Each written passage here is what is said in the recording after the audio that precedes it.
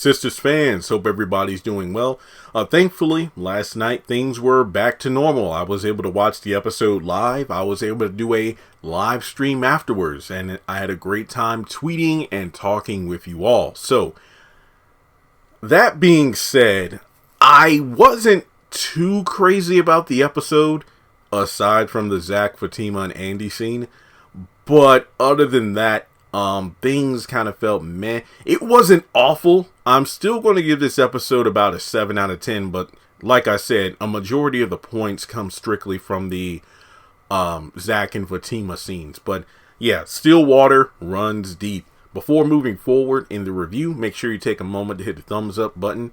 That way you show you like the video. Hit subscribe because we are closing in on 200,000 subscribers. I cannot wait because at that point we will be, 1/5 of the way to 1 million subscribers. I know that's still a ways off, but dang it, any milestone is a big milestone to me. Go ahead and follow me on social media. Links are in the description, and hit the bell icon, selecting all.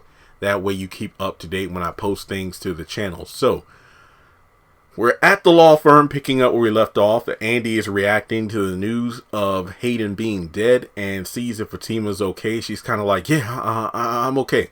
So, Fatima actually tries to leave, and Andy's like, no, look, I don't think it's a good idea with everything going on for you to leave. But, she tries to make up a story about what happened, and Andy's like, look, tell me or I can't help. Did you do anything to Hayden? No, I didn't. I need to, and Fatima just trying to make a joke out of this. I can tell you're lying to me because when she said that Hayden was dead, you didn't look surprised at all. I need to work on my shocked face. Let me just say, in this episode, Karen was messy. Sabrina was, barely in the episode, so I really can't say that much about her. Danny was and Andy needed to chill. She kind of pissed me off the moment that she would think that Zack was the one that killed Hayden. I'm like, if you go back a couple of seasons when Karen was losing her mind thinking that Zack stole the credit card and ran up the bill for $5,000, Andy was like the first person aside from like Danny to say, Karen, are you sure about that? I don't think Zack would do something like that to you. You would vouch for Zack not running up Karen's credit card bill despite the fact he was mooching off her for years. But you would then jump to the conclusion that Zack would kill someone. False tension. Look, don't get me wrong. I do feel like she needed to dial it back, but then the payoff when she's reacting to Zack and Fatima celebrating, I feel was worth it. But overall, it was just a bit too much. So Fatima's like, look, I'm going to leave.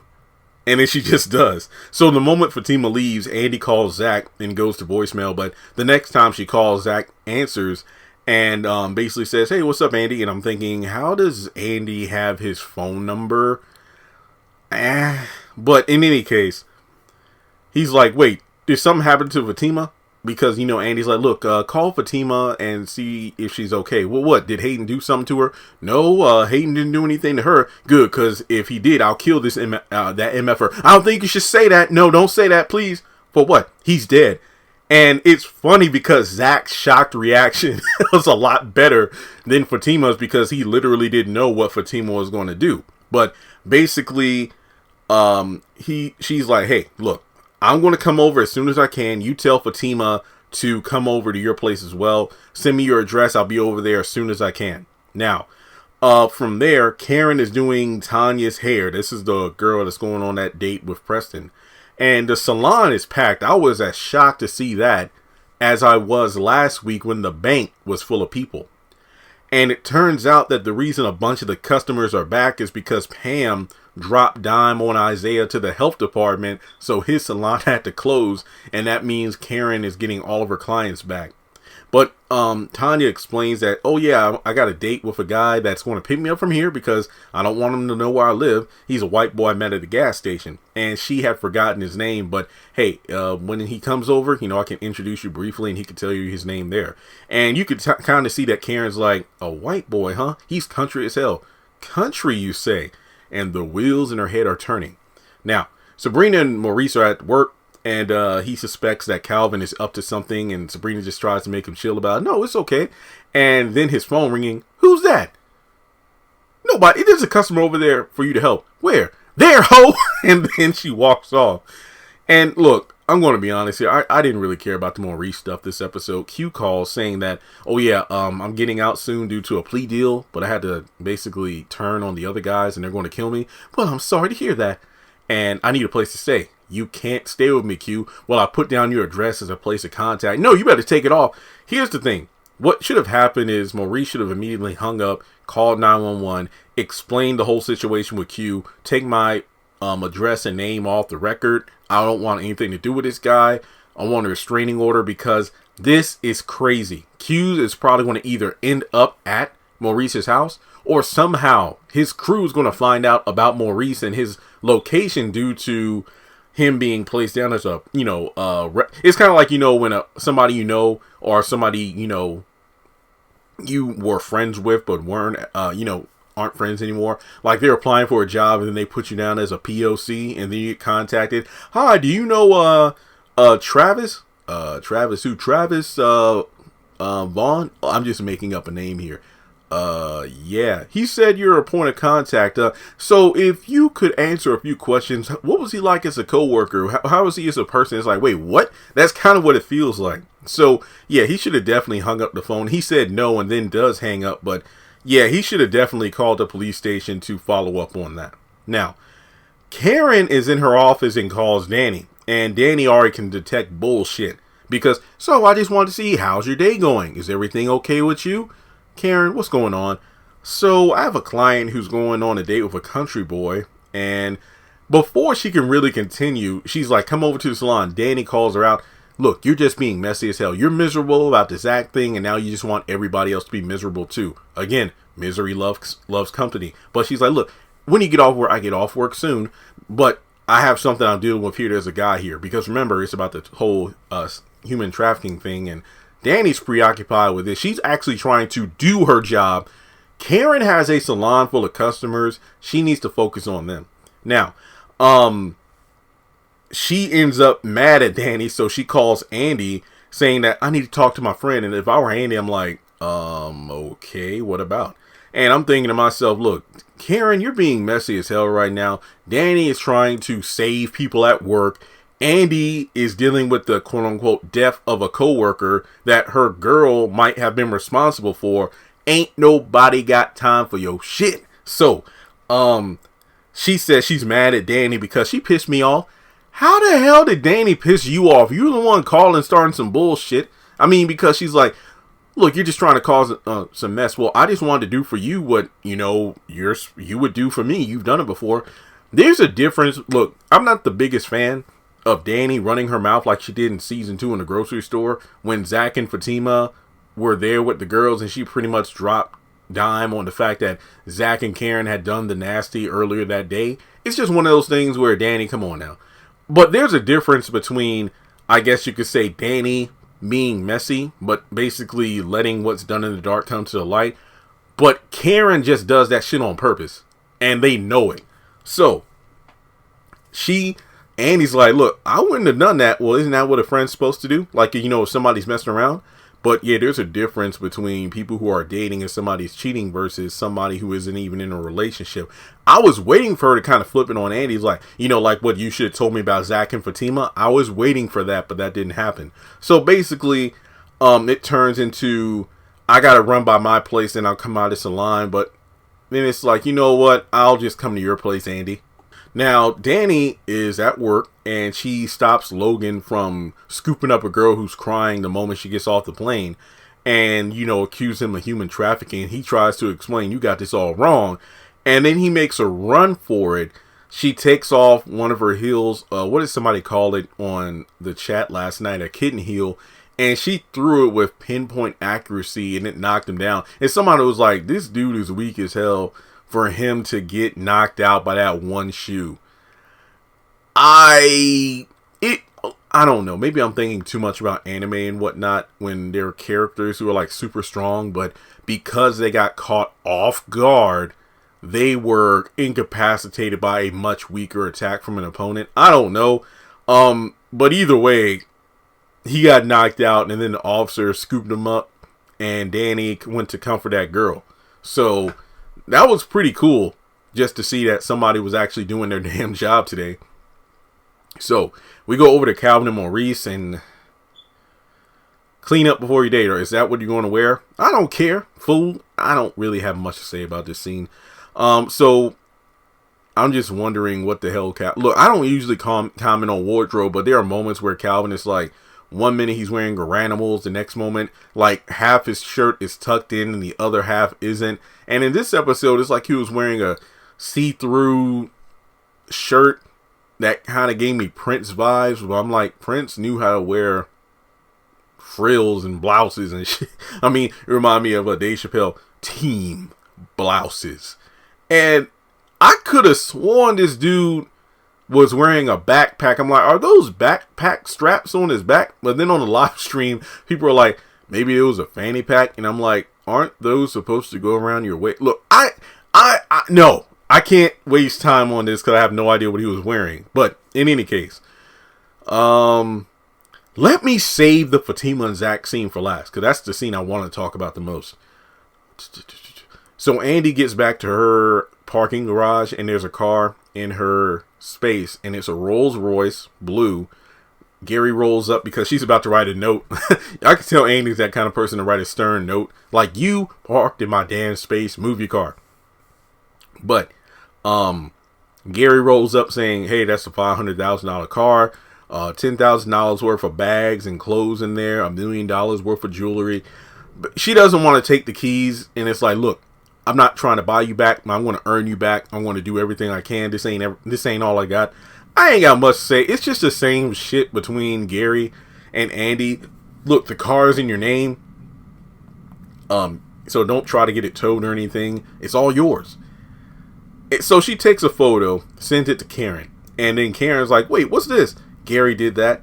Wait, did he put in your name? Yeah. So what you need to do, you could sell it, keep the money, and just call that pain and suffering. What happened to Andy not talking to her girls about Gary? And I feel like I'm thinking to myself, look, I don't know, is Karen kind of like bitter or something right now? Because, I mean, that's the kind of lifestyle she could be living if she was with Zack, but nope. But in any case, Karen's like, look, I got to finish up a few things here at the salon, and once I do, I'm going to jet over there so we can talk. Now, Calvin and Maurice, I don't have much to say here. I really don't. Brings over the friend Lass, and this is the same character from like episode 2 or 3. Basically, when Calvin and Sabrina went on their first date, and then Sabrina saw Calvin's friend, and then they kind of kissed each other, and then there was like lipstick on the side of his face. And it turns out that apparently Lass and Maurice, in terms of their categories of LGBTQ, would not match as a couple. That's the safest way for me to try to explain it. I don't really know. I'm like Calvin, I'm like, wait, what? But it was just a scene where I'm like, it just went on for way too long, filled up a lot of time, and that was pretty much it. So then the last scene is Preston comes over to the salon to get Tanya, and he even offers to pay. And wait, oh, you do that? Yeah, yeah, she said if she wanted me to, I'd pay for it. Are you rich or something? No, just want. I'm that kind of guy where I wouldn't go above and beyond kind of all the time, but I mean, it's no problem. But I'm just thinking to myself, Karen, it's like, well, when you were with Zack, you were always the one footing the bill. So seeing a man who actually wanted to, who didn't mind paying, it is what it is. But, you know, it's like a brief interrogation of, oh, so how'd you two meet at the gas station? I know, that's why I told her. I think it was a couple days ago, and then Danny rushes in. Oh, a couple days ago, huh? And then that's when the episode, oh, hello, Danny. And that's where the episode ends. And are they trying to paint Preston out to be the bad guy? Because, honestly, I don't really think so. I mean, he is like, oh, he has a black woman fetish or something like that. And I think, and look, you could argue, there are some people like, yeah, but it was a couple days ago, right? And it was only earlier today when Preston busted Danny for sleeping with El Fuego. Well, keep in mind that this was at a time where Danny and Preston were basically giving each other space, and Preston kind of got the vibe that Danny wasn't, you know, into him like that. And even though episodes ago, it was like, hey, let's talk, see if we can work things out if we have enough in common. But they really didn't say they would have a relationship. It's just that, hey, we have enough in common that we can keep up this whole friends with benefits thing. All he did was meet this girl at a gas station, and at best, they exchanged phone numbers. Danny literally went to a strip club and then had sex with one of the strippers. I think there's a difference there. And then the fact that she decided to come to the salon anyway, is Preston the only white person in Atlanta that dates black women? It's a bit too convenient. But let's talk about the scene we all wanted to see.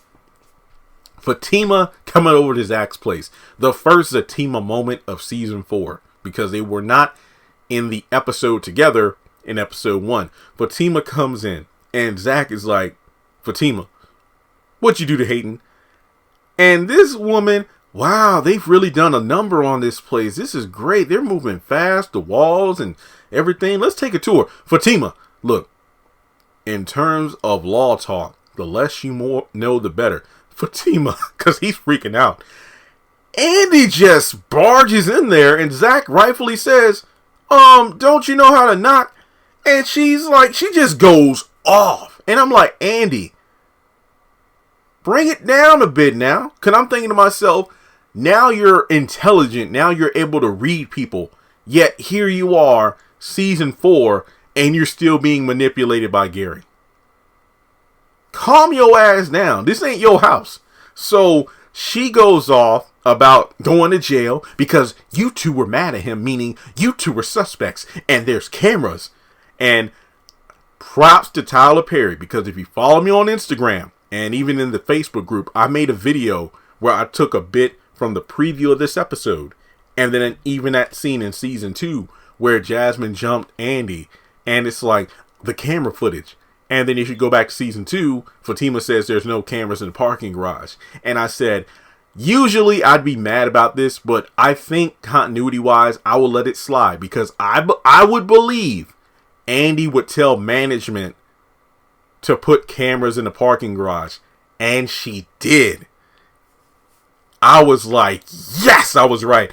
I didn't expect that to happen. I swear to you, I did not expect that to be in the continuity. I said, I will use my own headcanon here, because after what happened with Jasmine and her girls, I think Andy would just take the initiative to request cameras be placed in the parking garage, and I was right. Now,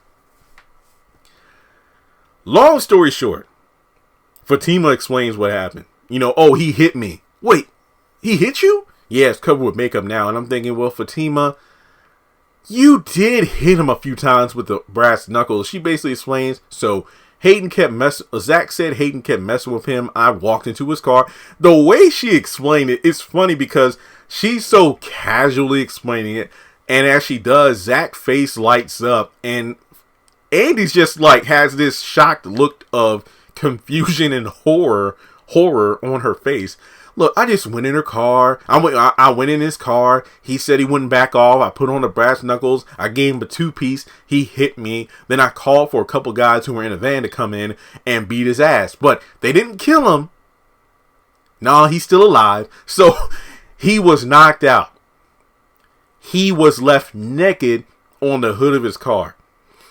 Zack is like, see, this is why I love this woman. And they dabbing each other up. And Fatima and Andy's like, wait, so he's not dead? Yeah, that's right. No, he ain't dead. And that security footage, yeah, whatever, we'll handle that. But yeah, he's not dead, so ain't nobody going to jail. Woohoo! Yeah, girl. That's why I love this girl, Andy. That's why I love her. So Andy, let's take a tour of the house. Let's go upstairs. Let's go check out everything. It's a nice place. I'm gonna go. Okay, then and Zack takes off his button-up shirt, and they both kind of rush up the stairway. And it's funny because even Zack takes a moment, let Fatima goes up first, and then they just rush upstairs. I'm thinking do they even have a bed yet? Because they didn't go furniture shopping. But who gives a damn? This scene here had me going, this is why I cannot wait for their spinoff, because these two are amazing. So that was the episode in itself. It wasn't amazing, aside from the Zack and Fatima stuff. Karen's just causing shit, and the Maurice and Calvin and Q stuff and lies. I I didn't care for it. But let me know your thoughts in the comment section below. As always, like and subscribe. And if you'd like to donate to the channel, feel free to do so on PayPal or Cash App.